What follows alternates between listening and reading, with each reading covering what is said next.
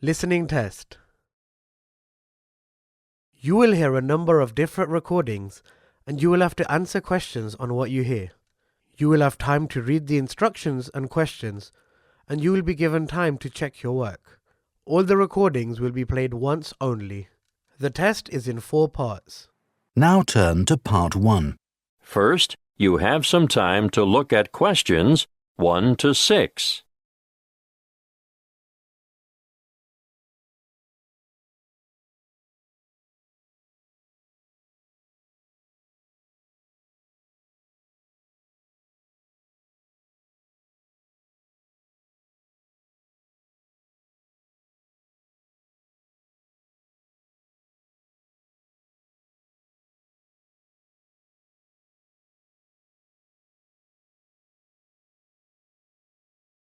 Now we shall begin. You should answer the questions as you listen, because you will not hear the recording a second time. Listen carefully and answer questions 1 to 6. Good afternoon. How can I help you? Good afternoon. I'd like to lodge a claim. Certainly. Name? Emily Jane Appleby. Appleby. That's an unusual name. Sorry, what did you say your first name was again? Emily Jane. Now, Miss Appleton, could you please fill in this claim form? I've never done that before. Can you help me? Yes, of course. The first part is for the claimant's details. Where do you live? At 1 Uranga Street, Durham. How do you spell Durham? Durham. Of course, I should know that. But it's just one of those names that sounds quite different from the way you spell it. It is confusing. I've seen it spelt with 2 R's. And what's the postcode for Durham? 4105. Good. And do you work? No, not at the moment. Okay, so no work number. What about a home phone number? Yes, I can give you that. It's 7848-3762. 7848? 3762. Right. Now, this part here is for the respondent's details. Who's the respondent? The individual person, company, or business that you're claiming against. Is the claim against a landlord, tenant, trader, or driver? Well, it's a company that sells home appliances. So that's trader, then. Just a moment while I write that down. ABC Appliances, actually. Oh, now this part is really important. If the respondent is a company, you must have the company's full and correct name and registered address. I've looked it up on the internet, and it's ABC Appliances Limited. Good. If we don't get this part absolutely right, you won't have a legal claim. And their registered address? Yes, I've got that written down here. Just a minute. It's, 17 Brown Avenue. That's in Barden, isn't it? I think I know the place. My wife bought a vacuum cleaner there last month. Yes, Barden. Have you got the postcode for Barden? It's really similar to mine. Wait a moment. I'd better make sure I get it right. 4065. That's it. And what's the telephone number for ABC Appliances? 7232-4681. Good. Got that. Now, in the third part of this form, we get to the actual goods or services that are in dispute. I assume you made a purchase from them. Yes, that's right. On the 3rd of February, 2011. And did the goods have any sort of guarantee or warranty? Yes, but only for 6 months. So it was just a 6-month warranty. Yes, they offered me an extended warranty for 3 years. But I would have had to pay extra for that. Oh, I see. Before you hear the rest of the conversation, you have some time to look at questions 7 to 10.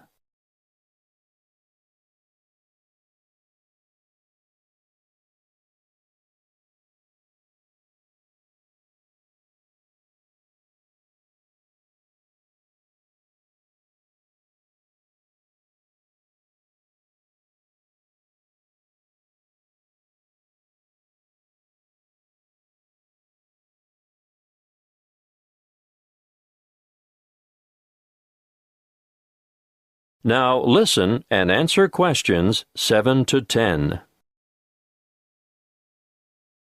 You'll need to give a full description of the goods involved, the nature of the defect or fault, and any other relevant particulars. So, tell me, what did you buy? I bought a washing machine. Yes, but what brand, model, and serial number? The brand name was Mallard, and it was the Whisper model. Serial number, just a moment. I've got the warranty papers in my bag. Yes, here it is. Serial number XY303. Great. Now I need to know how much you agreed to pay. It cost £1,000. Did you trade in your old machine? Yes, as a matter of fact, I did. Okay. Now, what were you given for the trade-in? £250. So, in actual fact, the purchase price you agreed on was £750.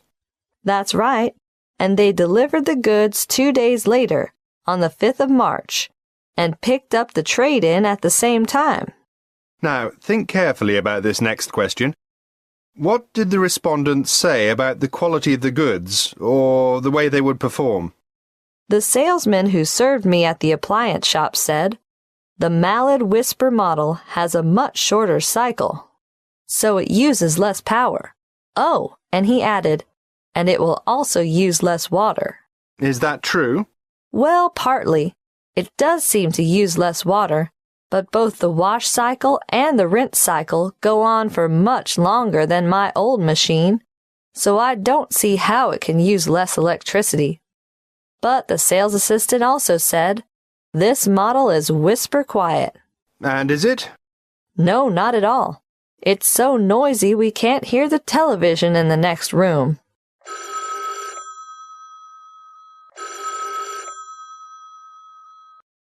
Excuse me, I have to answer that. Would you mind waiting? I'll get back to you in a minute. That is the end of Section 1. You now have half a minute to check your answers.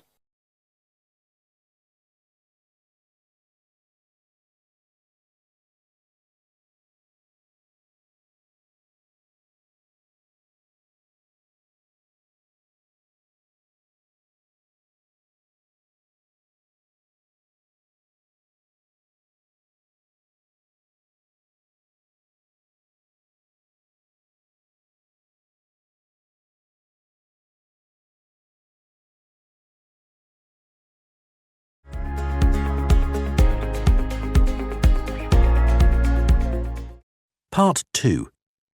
You will hear a representative from Dreamtime Tours giving information about a particular tour option. First, you have some time to look at questions 11 to 14.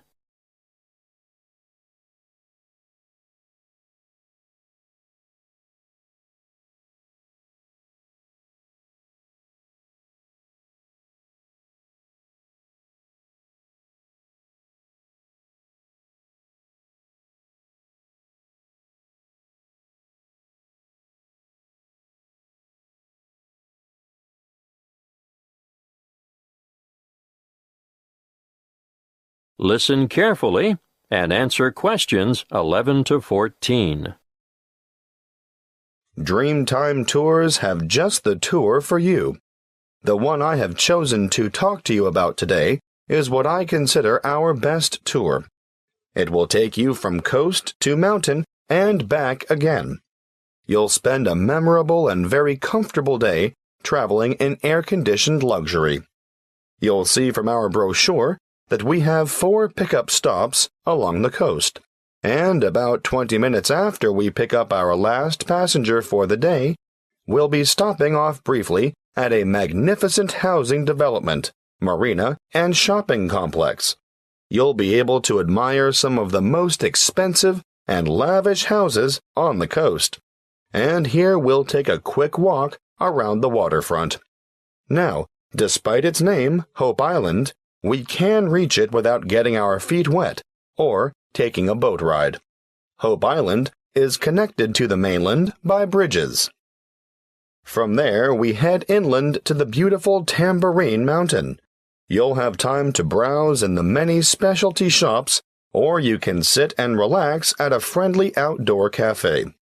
We board the bus again and pass through an old timber milling town on our way to O'Reilly's Green Mountains. Once there, you might wish to venture across the famous Treetop Walk, which is a bridge suspended in the canopy of a rainforest. Definitely not for the faint-hearted. If you're not up to the excitement of this walk, or perhaps after you've done it, why not enjoy lunch on the balcony of O'Reilly's restaurant? Before we leave, you'll have time for a stroll through the botanical gardens, or perhaps you'd like to feed the beautiful parrots and other birds. We'll supply the birdseed.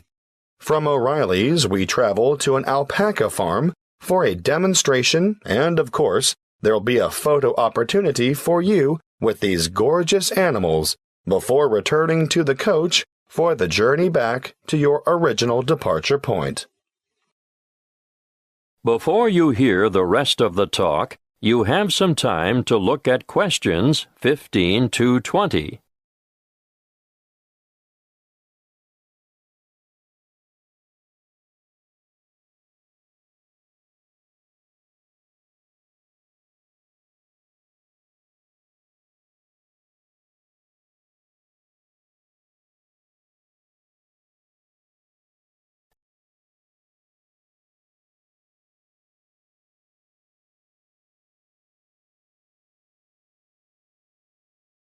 Now listen and answer questions 15 to 20. If I've persuaded any of you to sign up for this tour, take a look at our Dreamtime Tours brochure. You'll see that you can book over the telephone, or you can make reservations through the reception desk. We generally have a member of staff manning the desk from 7:30 a.m. to 9 p.m. every day of the week. Don't hesitate to ask reception staff any questions that you might have about this tour or any other tour, and be sure to make it known if you have any special needs. We'll do our best to make your trip rewarding and worthwhile. If this is the tour you want, be sure to specify Green Mountain Tour, and note that these excursions are full-day tours on 3 days of the week only, Sunday, Monday, and Friday, although we're hoping to have a Saturday tour available by next year. You'll see that fares are extremely reasonable, with each adult paying just $37. Now, that's not bad for a trip of around 280 kilometers, is it? If you want to bring the family, obviously, the Family Pass is great value at $94. That includes 2 adults and 2 children. But if you're an older adult, over 65, in other words, a senior citizen, your fare is discounted too. You'll pay a bit less than the full adult rate. Please note the departure times. We adhere to these strictly. The coach will leave the southernmost point of Coolangatta at 10 to 8 sharp, travel through Burleigh, and on to Surfer's Paradise, which is our most popular pickup point, departing from there at 8:30 in the morning. At 8:45, we make our last pickup at Labrador. May I remind you to dress appropriately for the day? Ladies, no high heels, please. Comfortable walking shoes are what is required, and I always recommend that everyone takes a light jacket because the mountain air can be quite cool compared to the heat and humidity of the coastal regions. Oh, something else I should remind you of. The prices quoted in the brochure are just for coach travel, although we can arrange for a minibus to collect you from your accommodation and bring you to the departure point free of charge. If you want to avail yourself of this service, be sure to let the booking clerk know. You will need to bring along extra cash or a credit card to cover expenses such as optional side trips, food and drink, and, of course, entrance fees to the various attractions. Well, that's all I have time to tell you. If you have further inquiries, please use the phone number on the brochure. That is the end of Section 2. You now have half a minute to check your answers.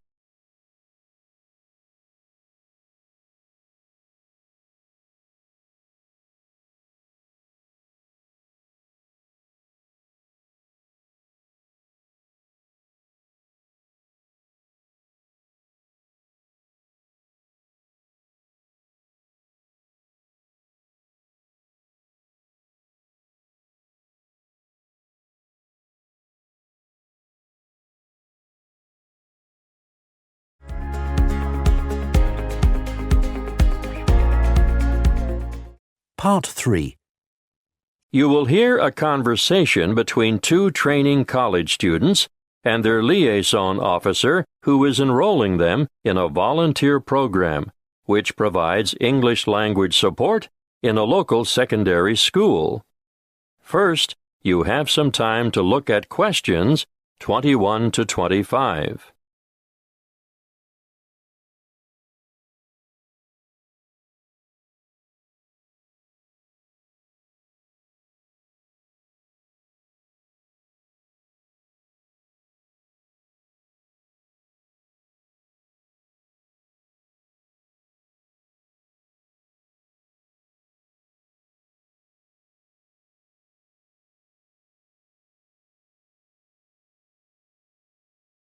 Listen carefully and answer questions 21 to 25.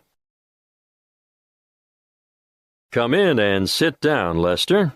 Sharon, I can see you're keen to know more. To start with, I'd just like to say that we value volunteers highly and recognize their importance and assistance in the provision of quality education. Thank you. We're looking forward to helping out. But what exactly can we do? Volunteers can undertake a range of tasks. In general, they enrich the English language program and complement the contributions of salaried staff members. Yes, but what would we do specifically? Oh, a variety of tasks. For instance, you can tutor individual students in reading. I thought that might be the case. But you can also help students edit their written responses. Great. Is that also a one-on-one activity? Oh, yes, definitely. But volunteers are also called on to assist in designated classes. And what exactly would we do there? Well, it depends on the class, of course, but usually you take on the role of an assistant. A teacher's assistant. Yes, that's it. Sounds like fun and good preparation for our own careers. Then, an enormous area of assistance is developing students' organizational skills. Yes, I can imagine that's why some of them are struggling in the first place. There's also the special needs unit. They always need volunteers there. But we have no training in special needs. That's not necessary. These students just really appreciate having any extra attention. Sometimes help with the simplest things, like holding a pen correctly. Well, that's something all able-bodied students should learn. I've noticed some of the strangest pen grips amongst my peers, and I'm sure they must end up with sore hand or shoulder muscles at the end of the day. Yes, I'm sure you're right. The other task I'd like you two to help out with is encouraging and improving the students' work ethic. Oh, I can't imagine that'll be easy. No, but it is important, and I can give you some training in that field. That'll be good. I should also point out that you'll be working alongside quality teachers at times who are not only caring role models, but excellent motivators. Well, we should learn a lot from them. Yes, the teachers you'll be assigned to are innovative and very responsive to the different needs of individual students. If that's true, they must be adept at a variety of teaching styles. Quite right. You know, part of my mission is to forge close partnerships between experienced teachers and trainees like yourselves. As far as I can see, everyone has something to gain from the exchange of information and skills, not just the students you're helping. Before you hear the rest of the conversation, you have some time to look at questions 26 to 30.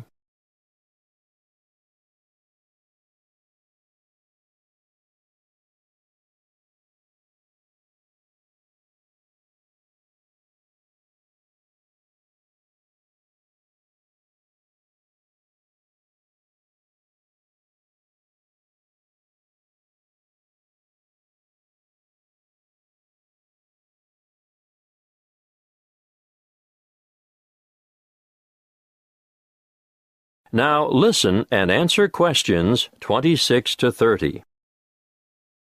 There are a number of interesting developments going on at the moment, and I've chosen you two because of your varied academic backgrounds. Now you, Sharon. I majored in business studies before I came to Teachers Training College. Yes, exactly. Well, I've always been more interested in science, marine biology in particular. Yes, I think it's quite exciting. The school you're going to assist at is augmenting the number of vocational learning experiences offered within its subjects. Educational philosophy these days seems to recognize the importance of increasing practical components in the curriculum. Areas of development being pursued include building and construction, agriculture, business education, and hospitality. But the Marine Studies course is already well developed. Oh, now I see where we fit in. You'll find that the school has an excellent library and audio-visual collection. There are 3 computer laboratories and a special needs network with 6 stations. Ah, they are well equipped. Wait till you see their independent learning center. What's so special about their ILC? They have the most sophisticated self-learning software I've ever seen in this region of the country. Really? Uh-huh. And there's a wide number of extracurricular activities, an extensive sporting program. Oh, sport? Not my thing at all. Well, no, maybe not. But they also promote students' participation in different scholastic competitions. I'm impressed. I think we're going to enjoy this. That is the end of Section 3. You now have half a minute to check your answers.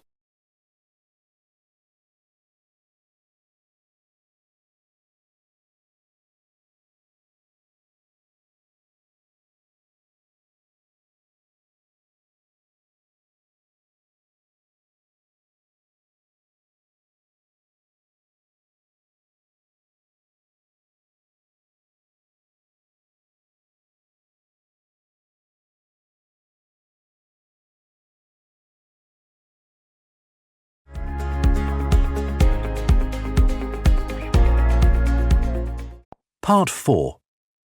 You will hear a talk by a health studies lecturer on anxiety. First, you have some time to look at questions 31 to 40.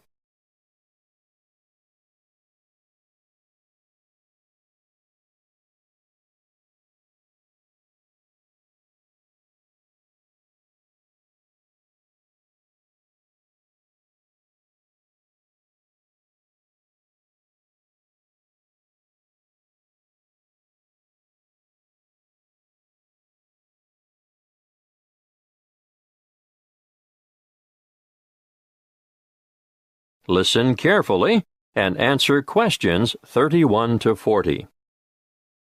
My talk today is on anxiety. Anxiety is something you've all experienced at some time in your life, so you'll know that it's an emotional condition in which feelings of dread, fear, and mental agitation predominate.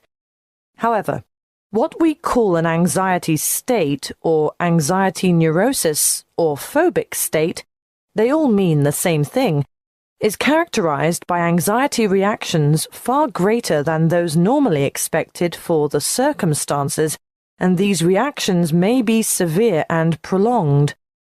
This is the most common form of neurosis in westernized countries. Usually, normal anxiety decreases with repeated exposure to the feared situation, whereas a neurotic anxiety tends to increase.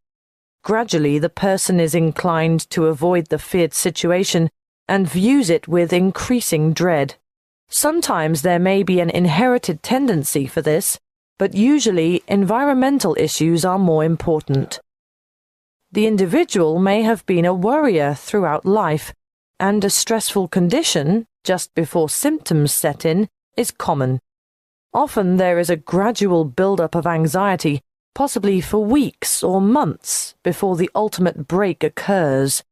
The precipitating cause is usually one of great significance to the patient, often related to personal events, such as bereavement, a breakup, threats to career, health, or personal integrity. What are the symptoms of phobia? Well, phobic states often develop into severe, crippling challenges that can be very difficult to overcome. The person develops a fear of certain situations.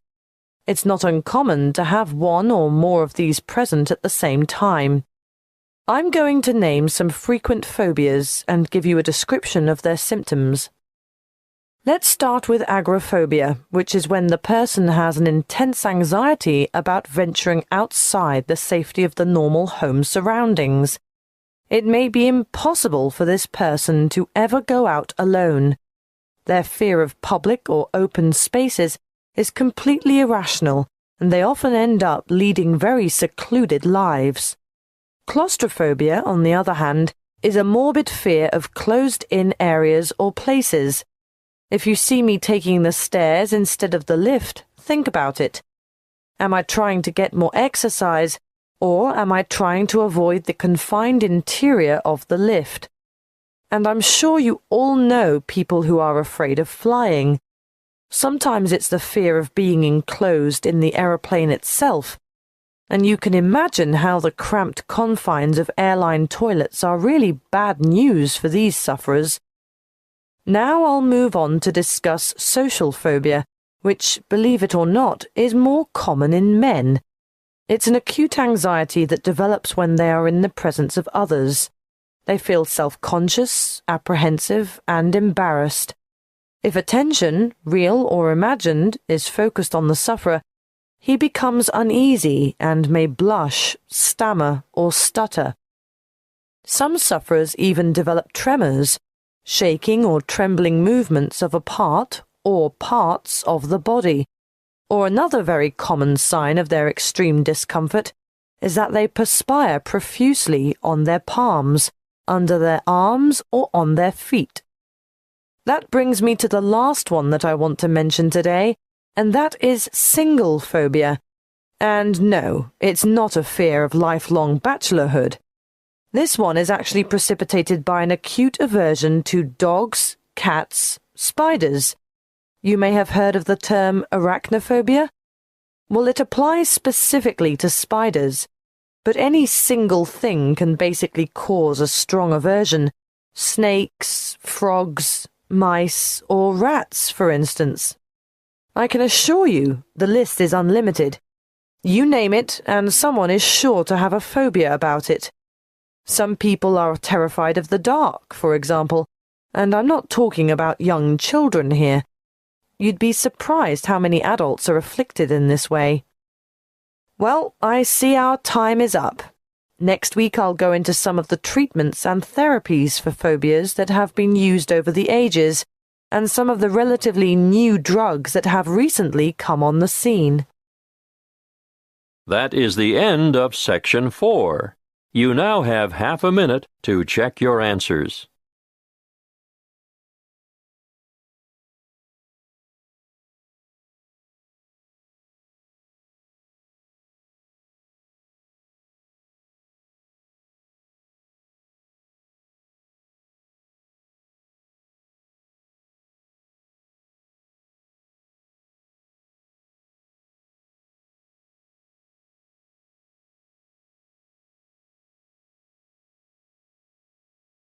That is the end of the listening test.